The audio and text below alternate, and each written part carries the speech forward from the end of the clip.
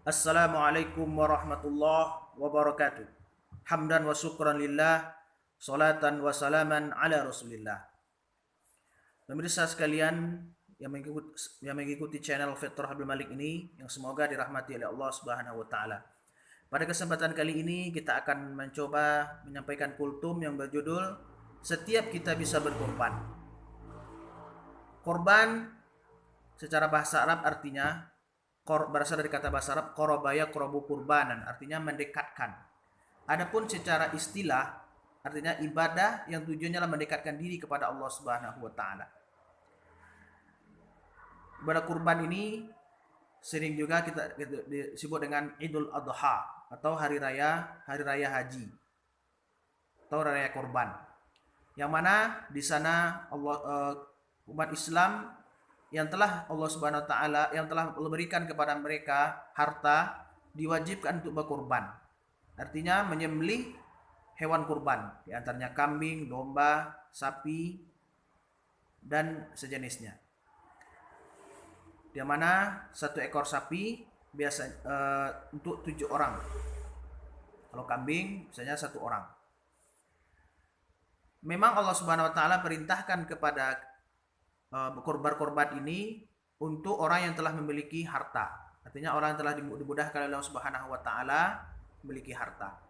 Akan tetapi tidak tertutup kemungkinan setiap kita ini bisa berkorban. Bagaimana caranya? Kalau rata-rata biasanya hewan korban itu sekitar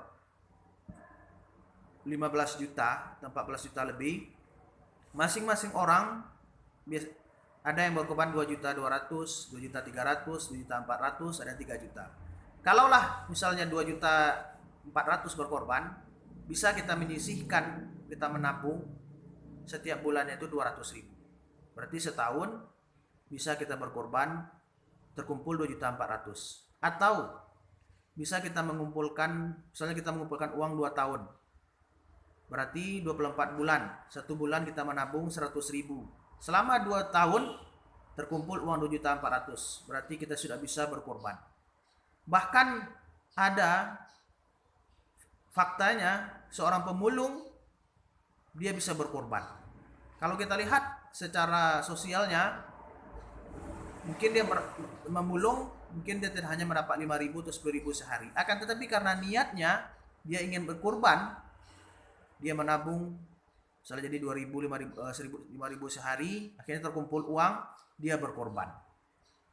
Itu pemulung, atau dalam artian dia tidak wajib sebenarnya untuk berkorban. Akan tetapi karena niatnya ada untuk berkorban, maka Allah mudahkan baginya.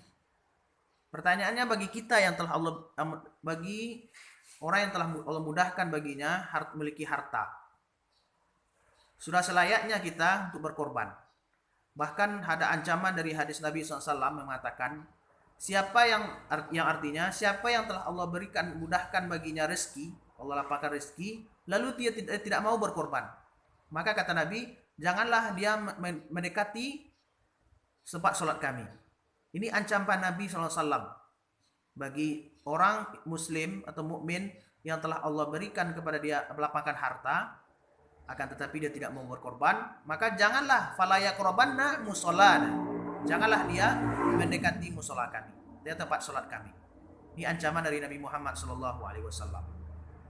Maka sudah selayaknya kita, sebenarnya setiap kita ini baik yang kaya atau miskin, kalau ada niat di dalam hati untuk berkorban, maka itu bisa dengan kita menabung sedikit demi sedikit. Kalau terkumpul uang, lalu kita berkorban. Allah Subhanahu wa taala memerintahkan ibadah berkorban ini, yang Allah lihat bukan darah dan dagingnya, akan tetapi ketakwaan dari kita. Allah Subhanahu wa taala berfirman, a'udzubillahi minasyaitonirrajim, la yanalallahu luhumuha wala dima'uha walakin yanaluhu taqwa minkum. Allah Subhanahu wa taala sekali lagi tidak akan menerima darah dan dagingnya, akan tetapi yang Allah lihat adalah ketakwaan daripada orang yang berkorban tersebut.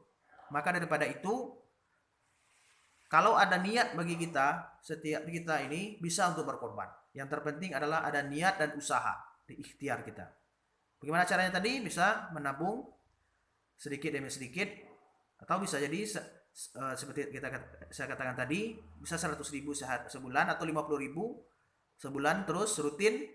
Nah, kalau terkumpul uang maka cukup, maka kita bisa berkurban. Mudah-mudahan kita semua bisa membiasakan untuk berkorban ini. Tujuannya apa? Untuk berbagi. Karena dalam ibadah kurban tersebut ada nilai-nilai ibadah atau nilai-nilai sosial di sana.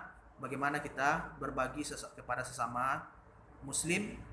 Mungkin yang mungkin mereka jarang makan daging. Maka daripada itu, mudah-mudahan dengan kultum ini bisa menggugah kita semua bahwasanya berkurban itu bukan hanya untuk orang kaya, tapi setiap kita ini bisa untuk melakukannya, tergantung ada niat dan usaha kita. Mudah-mudahan bermanfaat. Assalamualaikum warahmatullahi wabarakatuh.